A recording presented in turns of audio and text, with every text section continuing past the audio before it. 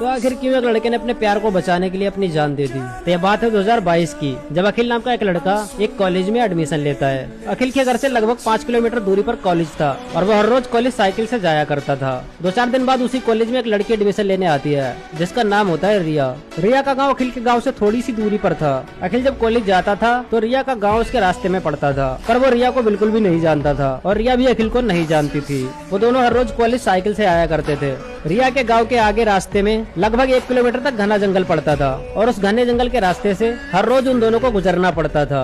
रिया गांव की बहुत ज्यादा खूबसूरत लड़की थी और वो बहुत ज्यादा शांत स्वभाव की भी थी। वो किसी से भी ज्यादा बात नहीं करती थी, सिर्फ कॉलेज आती थी, अपने सारे क्लास अटेंड करती थी और वापस घर चली जाती थी। अखिल भी सेम उसी की तरह था। वो भी हमेशा पढ़ाई पे ध्यान रखता था, किसी से भी फालतू बात नहीं किया करता था। एक दिन अखिल अपने क्लास में थोड़ा लेट पहुँचता है। सारे बच्चे क्लास में पहले ही पहुँच चुके थे। क्लास की सबसे पीछे वाली एक बेंच खाली पड़ी थी जिस पर जाकर अखिल अकेला बैठ जाता है और उसके बाद क्लास में पहुंचती है रिया।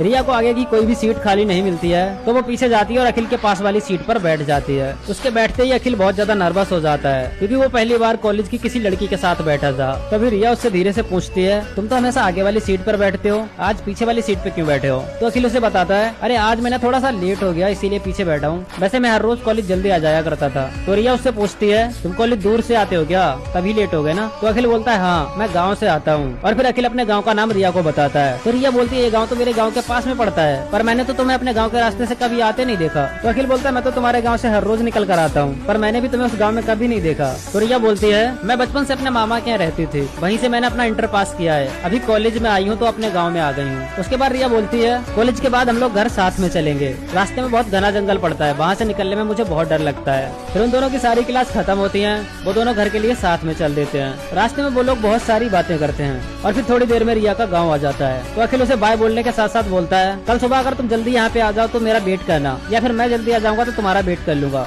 दोनों साथ में कॉलेज चलेंगे। फिर वो हर रोज एक दूसरे के साथ कॉलेज जाने लगते हैं और साथ में ही कॉलेज से आते थे। वो एक दूसरे के बहुत अच्छे दोस्त बन जाते हैं। गाइस आगे की स्टोरी सेकंड पार्ट में आएगी तो सारे लोग फॉलो कर लेना। एक रील में मैं पूरी स्टोरी नहीं बता सकता, वरना मैं पूरी स्टोरी एक रील में ही बता देता।